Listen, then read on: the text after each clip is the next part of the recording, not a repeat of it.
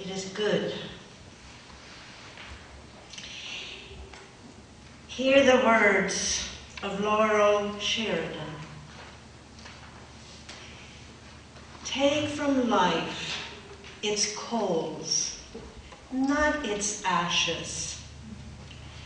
Fan the flames of love and justice. Join hands and hearts in common endeavor, and there will be no limit to what we can achieve together. Fan the flames and see our chalice come to life. The symbol of our faith, the symbol of love, justice, and peace. Good morning. Good morning. My name is Joy Wallens-Penford, and on behalf of the Board of Trustees, I welcome you to All Souls Unitarian Universalist Church. Here at All Souls, we seek to deepen souls, enliven spirits, and stimulate minds. The living tradition we share draws from many sources, including wisdom from the world's religions and teachings from contemporary sources. This morning we extend special welcome to old and new friends who are participating in the Western Wind a cappella workshop this weekend. This is the 21st year that the Western Wind, a New York-based professional singing group, has held their Winter Wonderland workshop here at All Souls Church. They have always graced our service with beautiful music, as they do again this morning. Now we welcome the Western Wind participants into our service as they sing a specially prepared anthem. This Palestrina motet is part of his erotic writing of the Bible, the Song of Songs. I'd love to read it to you. I'm almost not able to. Quam pulchra es et quam decora. How beautiful and how pleasant you are, my dearest in delights. Your stature is as a palm tree, and your breasts are like its clusters. I say, I will ascend the palm tree, and lay hold of its clusters, and your breasts shall be as the clusters of the vine, and the odor of your breath like the odor of apples.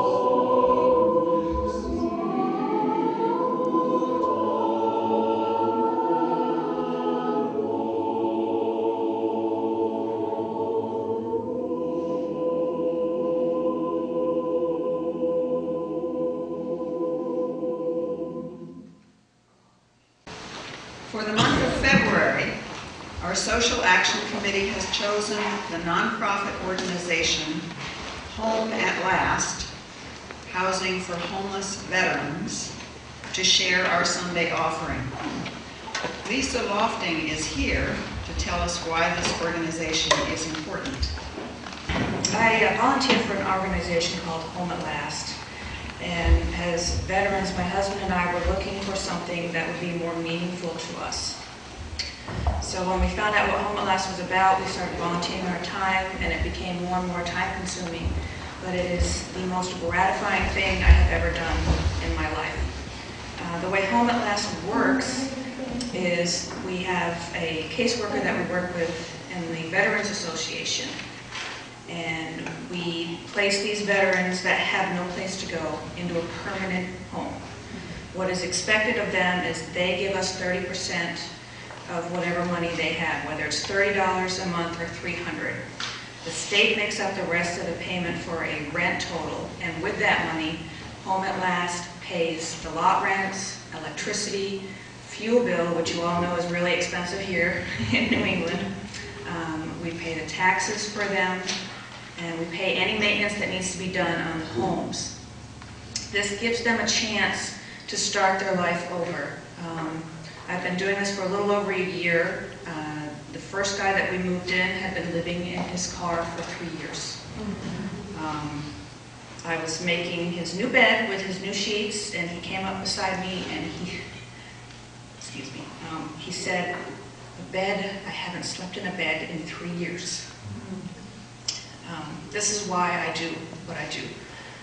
The board of directors is made up entirely of volunteers. None of us gets paid. All the funds go towards where they're needed with these veterans. Through the generosity of people like you, we can continue to grow and put more people into more homes. I thank you for letting me speak. I thank you for letting me spend my time with you, and hopefully I will get to know some of you after the service today. A Hindu proverb says, "Help your brother's boat across and your own will reach the shore." As the ushers pass the collection plates, you can imagine that you are helping our veteran brothers reach the other shore where they can say, "Home at last."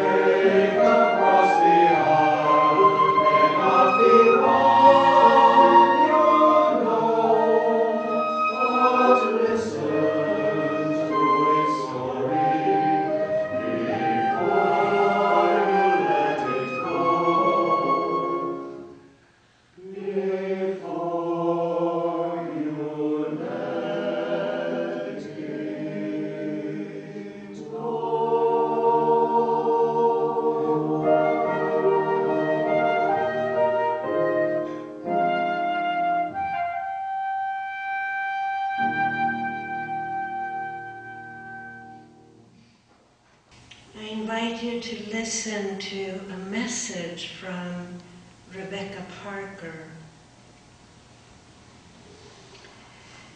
a minister who holds dual fellowship as a Unitarian, Universalist, and Methodist clergy person, and who serves as president of Star King School for Ministry, one of 2 Unitarian Universalist seminaries. Rebecca Parker says this: your gifts, whatever you discover them to be, can be used to bless the world or to curse the world. The mind's power, the strength of the hands, the reaches of the heart, the gift of speaking, listening, imagining the hungry, bind up wounds, welcome the stranger, praise what is sacred, do the work of justice, or offer love. Any of these can draw down the prison door, hoard bread, abandon the poor, obscure what is holy, comply with injustice, or withhold love. You must answer this question: what will you do with your gifts?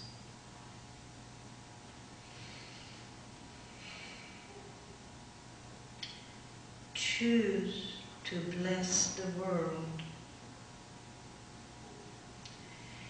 The choice to bless the world, she says, can take you into solitude to search for the sources of power and grace, native wisdom, healing, and liberation. More, the choice will draw you into community, the endeavor shared, the heritage passed on, the companionship of struggle, the importance of keeping faith, the life of ritual and praise, the comfort of human friendship, the company of earth, its chorus of life welcoming you. None of us can save the world. Together, that is another possibility waiting. With you, my love will end, since my heart belongs only to you. Thus, please be content, since though my body may die, my spirit will always be with you.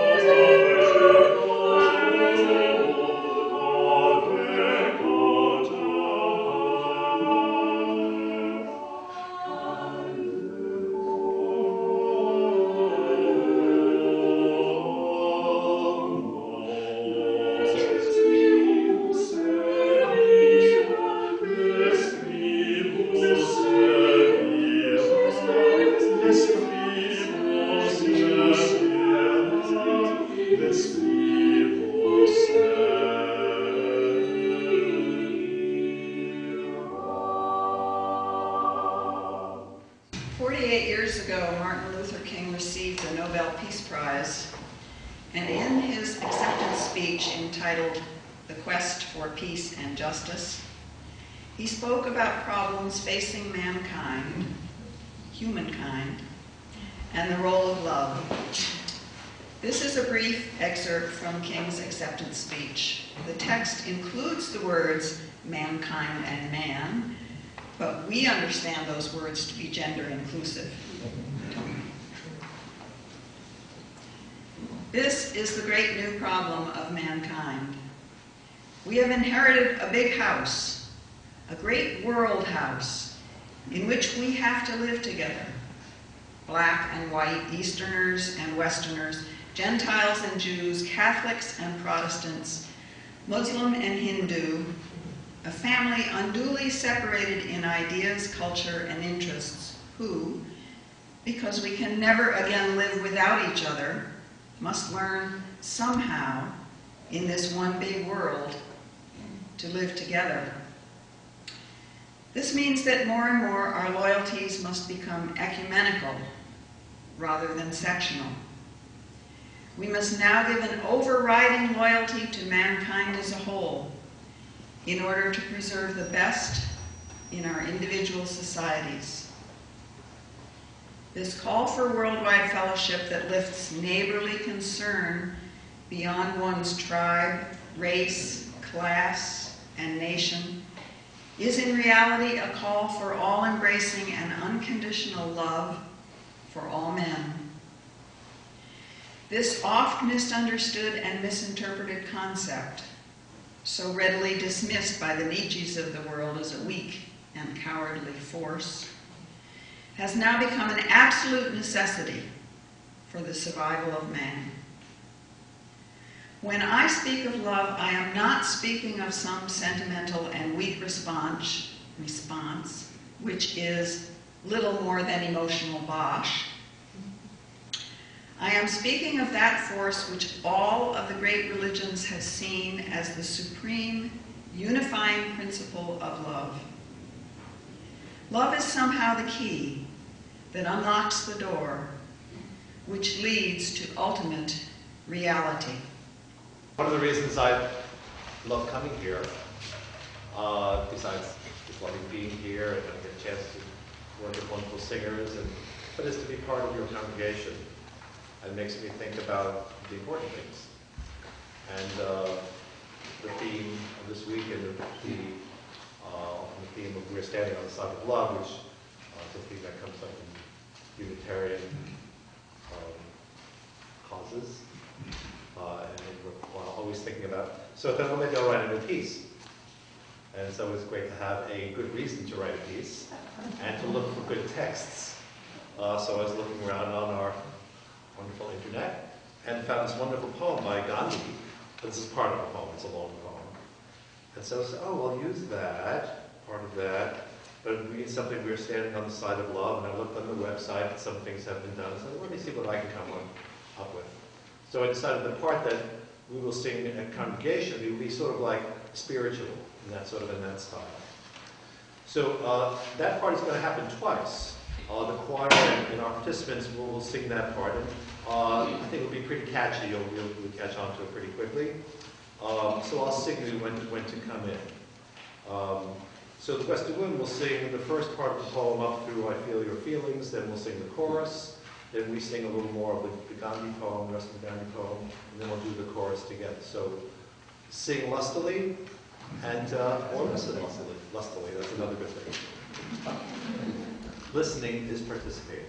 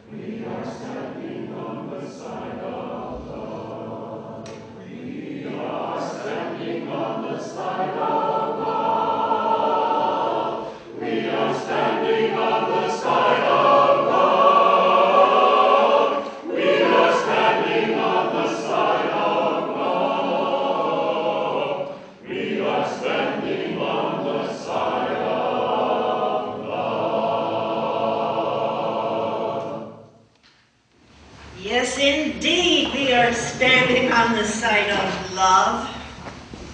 Thank you. I hope you can feel it. Love is in the air. Can you feel it? Huh? Come on. Let it out.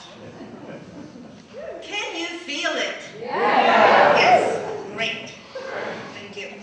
Love is in the air, not only from the beautiful voices of Western wind singing love songs. Not only because we all love love. Love is in the air this season in so many ways. Like our recent celebration of Valentine's Day across this land and even beyond.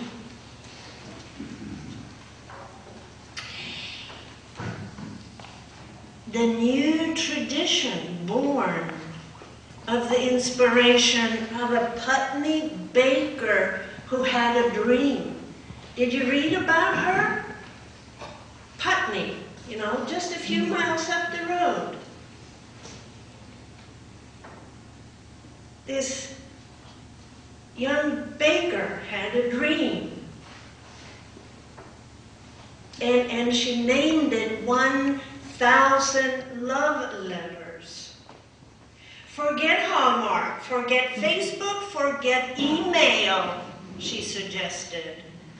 Come down to Brattleboro and write a love letter, a real one. Real, old-fashioned love letter. And guess what? It was a huge success, beyond her wildest expectations.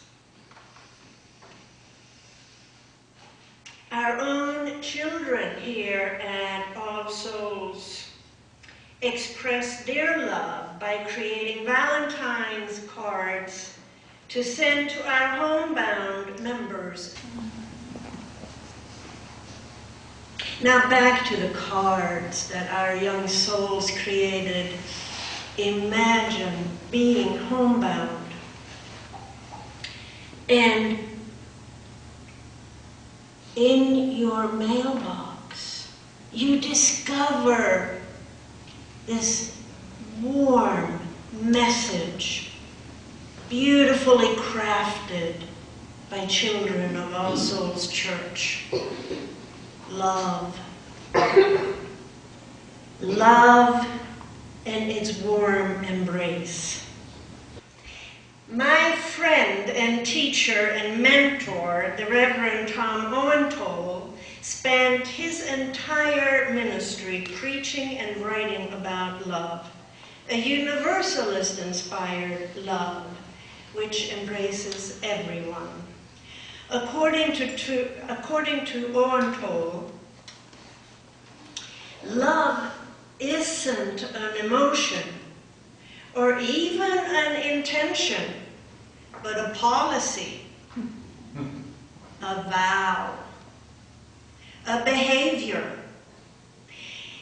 It must be embodied to become real. Love exists only in action, he says. Love exists only in action. That is what 30 Days of Love is all about. And this is what we celebrate today in this Share the Love service. Peter Morales, the president of our denomination, wrote this special message. 4 years ago, Unitarian Universalists began to reimagine Valentine's Day as a social justice holiday. We committed to investing in a different kind of love than the love corporations have been selling us. Instead, we chose to stand on the side of love with those who experience discrimination because of their identities. Over time, our National Standing on the Side of Love Day has grown from 1 day to 30 and has extended beyond Unitarian Universalists to welcome anyone who shares our values of promoting compassion, peace, and justice. Religious traditions through the ages have linked love with justice. That's not new.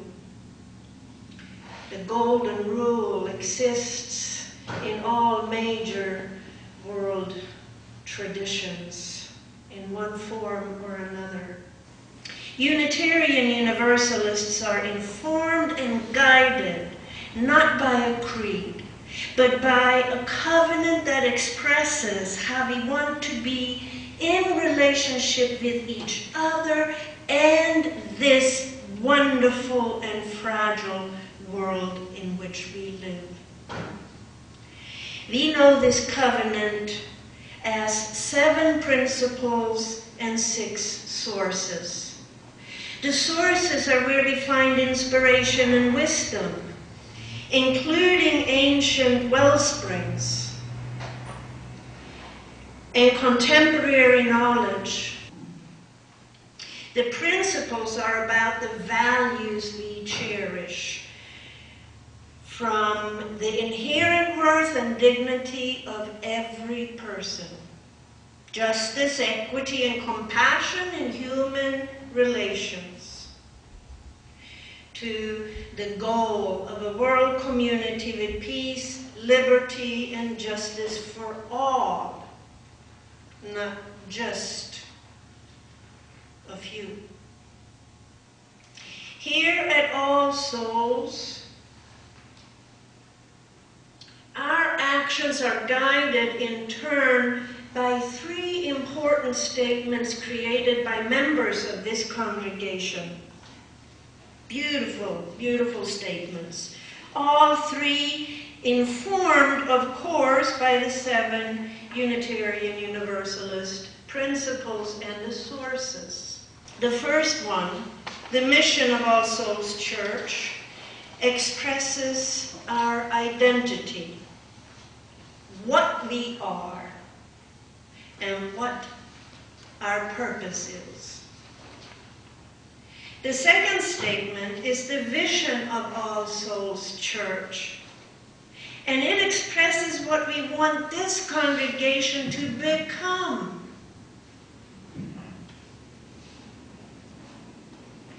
And the third one is the All Souls Covenant, which states how we in this faith community intend to be in relationship with each other.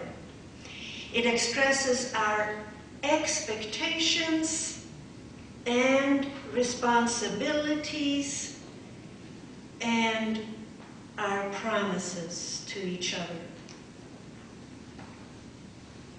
But even more than that, it expresses the love we have for each other and for this faith community. Without that love, our covenant would be but a hollow and meaningless bunch of fancy words. The mission and vision would be equally hollow and meaningless without love for each other and our neighbors.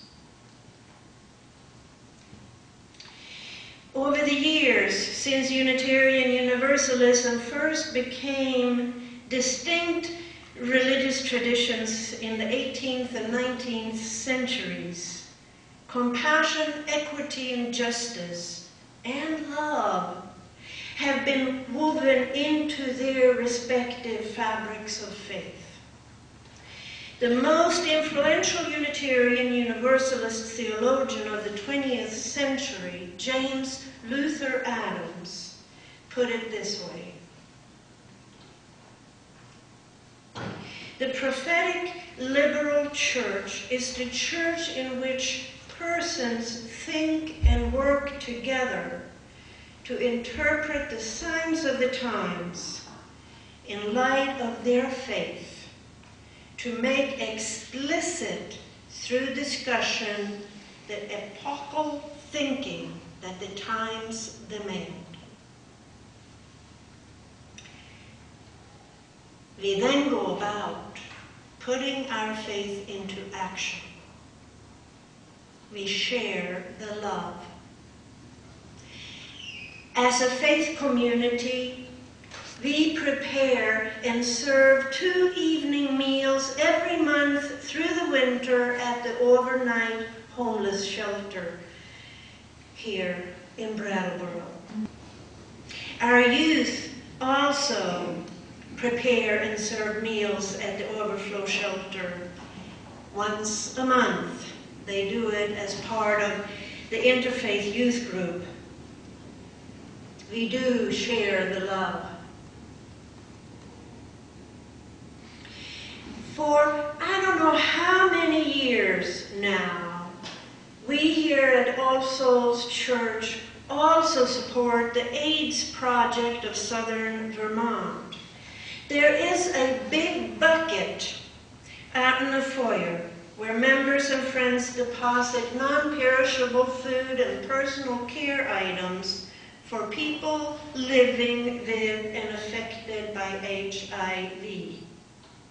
It is part of the DOVE program and serves over 90 people here in Brattleboro and Winham County. We share the love. There's another big bucket out in the foyer in which people place contributions to the food shelf at Brattleboro's drop-in center. We share the love.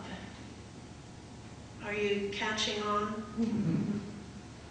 Most recently, many people here purchased chances to win a quilt in support of fundraising to help with ongoing recovery from Hurricane Irene devastation. The work continues, and our love is needed. And every month, every Sunday here at All Souls Church, we share our Sunday morning offering with a community organization that provides much needed services to and support for people. This month, as we heard, we share our generosity with Home at Last. We share our love with our sisters and brothers who are homeless veterans.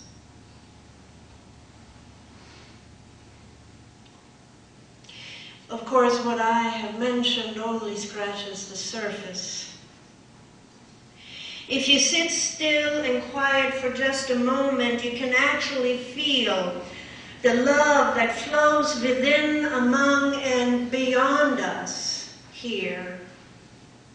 You can also see evidence of the love that flows from a few members who volunteer their time and skills and efforts over and above what we expect. They pour their love into this building and into the property by making it look beautiful. And when you look about you in this room, you can see love in all the beautiful faces. We share the love. Power at its best, said the Reverend Dr. Martin Luther King Jr., power at its best is love implementing the demands of justice. And justice at its best is power correcting everything that stands against love. King was an awe-inspiring and visionary prophet. He spoke many times about love and justice and acted all the time on behalf of love and justice. He modeled for us then and now what it means to stand on the side of love against oppression, injustice, and hate. The beloved community he envisioned was built on love. Love for all, with compassion, justice, and peace. His call was for an all-embracing and unconditional love for all. And he defined love as that force which all of the great religions have seen as the supreme unifying principle of life. The supreme unifying principle of life. The key that unlocks the door which leads to ultimate reality. I couldn't agree more. That is why I say today, put your faith into action and stand on the side of love for justice, peace, and compassion. Share the key that unlocks the door which leads to ultimate reality. Share the love.